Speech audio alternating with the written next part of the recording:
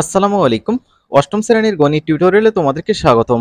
এই ভিডিওতে আমরা অবস্থান মানচিত্রে স্থানাঙ্ক জ্যামিতি এই অধ্যায়ের একটি জোড়ায় কাজ আলোচনা করব। তো শিক্ষার্থীরা, এখানে বলা রয়েছে চিত্র 6.22 এর ক্ষেত্রে মূলবিন্দু এবং এ2 বিন্দু দিয়ে গমনকারী সরলরেখার সমীকরণ বের করো।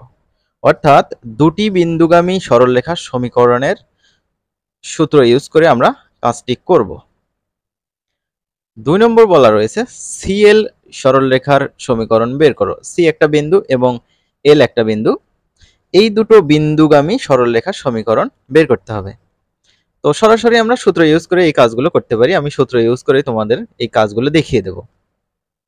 ধরো এ একটা বিন্দু, এই বিন্দুর স্থানাঙ্ক ধরো x1, y1। আর একটা বিন্দু ধরো হচ্ছে বি, এটার স্থানাঙ্ক ধরো x2, y2।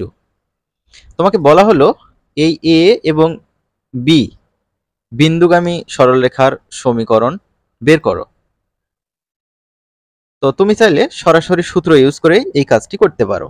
তো সূত্রটা মনে রাখতে হবে তোমাকে। সূত্রটা এরকম দেখো, y minus y1 divided y1 minus y2 সমান x minus x1 divided x1 minus x2। তো সহজ একটা সূত্র, টেকনিক সহকারে মনে রাখতে পারো, কয়েকবার পড়লেই তোমাদের আয়ত্তে হয়ে যাবে। তো চলো আমরা এই 1 নম্বরটা প্রথমে সলভ করি। মূলবিন্দু এবং এ2 বিন্দু দিয়ে গমনকারী সরলরেখার সমীকরণ। তো চিত্র 6.22 দেখি। মূলবিন্দু হচ্ছে এইটা, মূলবিন্দুর স্থানাঙ্ক আমরা জানি হচ্ছে 0,0। আর এ2 এই তো এখানে। মূলবিন্দু থেকে হিসাব করো 1 2 3 4 5 6 7 8 9 10 11, আর নিচে হচ্ছে 1, নিচে হচ্ছে -1। হ্যাঁ, মূলবিন্দু থেকে ডানের দিকে গেছি, তার মানে 11, আর নিচের দিকে আসছি, y অক্ষের ভ্যালু হচ্ছে -1, তাহলে 11, -1, আর এখানে হচ্ছে 0 0। এই দুটো বিন্দুর মধ্যে সরলরেখার সমীকরণ বের করতে হবে। তো চলো আমরা সলভ করে ফেলি সূত্র ইউজ করে। চিত্র থেকে পাই মূলবিন্দু ও যেটার স্থানাঙ্ক 0,0 আর a2 যেটার স্থানাঙ্ক পেলাম 11, -1। তো এখানে লেখা ভালো, একটু তোমাদের বোঝার সুবিধাতে এখানে লিখে দিলাম, এটা হচ্ছে x1, y1, x1, y1, আর এটা হচ্ছে x2, এটা হচ্ছে y2। ঠিক আছে।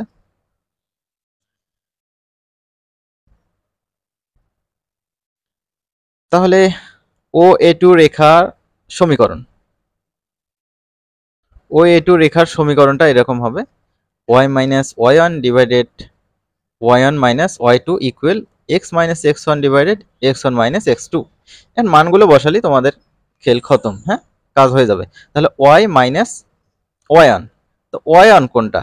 এই তো দেখো y1 হচ্ছে 0, তাহলে y মাইনাস 0 দিলাম। হ্যাঁ, এইখানে তারপর ডিভাইডেড y1 মাইনাস y2 আছে, তো এইটা হচ্ছে y1 0, তো 0 দিলাম, তারপর মাইনাস y2 দিতে হবে, y2 এর ভ্যালু -1, তো দেখো -1 লেখা হয়েছে, সমান x মাইনাস x1, তো x লিখতে হবে, মাইনাস x1 এর ভ্যালু এই তো 0, তো 0 আমরা দিয়েছি, ভাগ x1 বিয়োগ x2, তো x1 এর ভ্যালু কিন্তু 0 দেখতে পাচ্ছ এখানে, সেটা লেখা হয়েছে, মাইনাস x2 এর ভ্যালু হচ্ছে 11, তো 11 লেখা হয়েছে। উপরে দেখো y মাইনাস 0 মানে হচ্ছে y, তারপর ডিভাইডেড 0, 0 কোনো দাম নেই, মাইনাস আর মাইনাস গুণ করলে কত হয়, প্লাস, +1 সমান x মাইনাস 0 মানে হচ্ছে x, তারপর 0 মাইনাস 11 অর্থাৎ -11 হবে।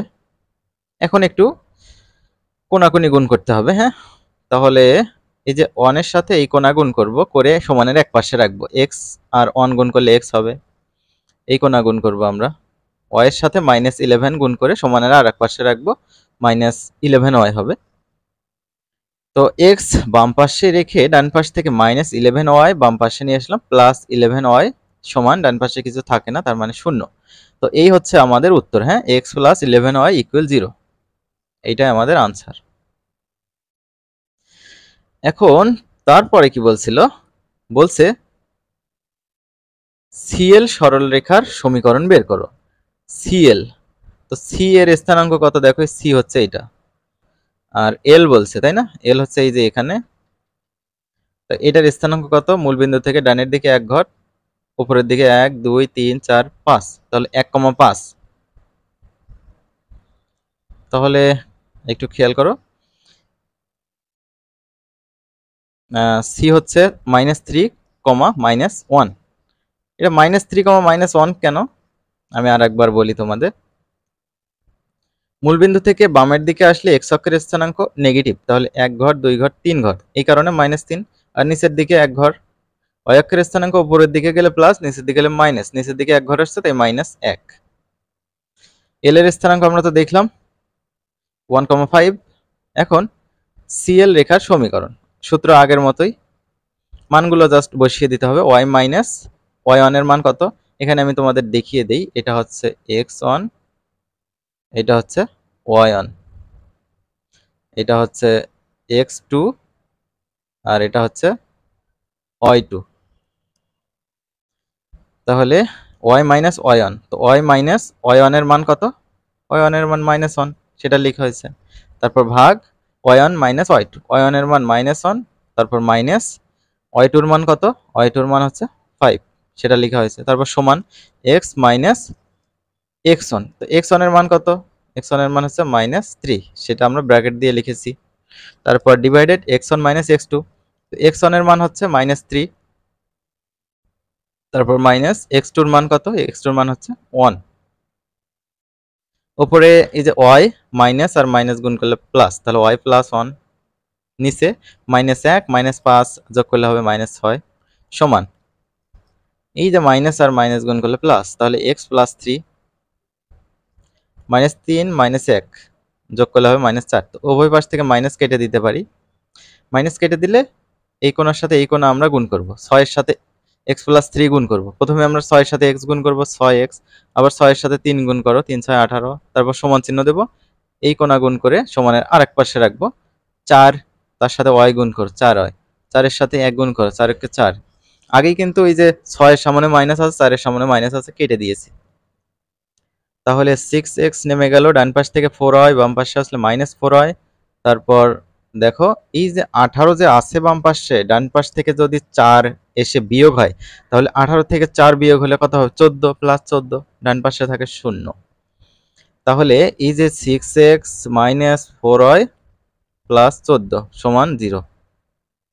এখান থেকে আমরা কি কমন নিতে পারি, আমরা 2 কমন নিতে পারি। 2 কমন নিলে 6 কে যদি 2 দিয়ে ভাগ করো 3x, 2 দিয়ে 4 কে ভাগ করলে 2, সাথে y, 2 দিয়ে 14 কে ভাগ করলে 7 সমান 0। এই 2 গুণ অবস্থা আছে, ডান পাশে ভাগ করে দাও, তাহলে 0 এর নিচে যদি 2 দিয়ে ভাগ দাও ওই 0ই হবে, তাই না। তাহলে 3x - 2y + 7 = 0। এই হচ্ছে তোমাদের আনসার, আশা করি বুঝতে পেরেছো। আমরা পরবর্তী ভিডিওতে পরবর্তীতে যে কাজগুলো রয়েছে সেগুলো নিয়ে হাজির হব। তো শিক্ষার্থীরা ভালো থাকবে, পরবর্তী ভিডিওতে দেখা হবে।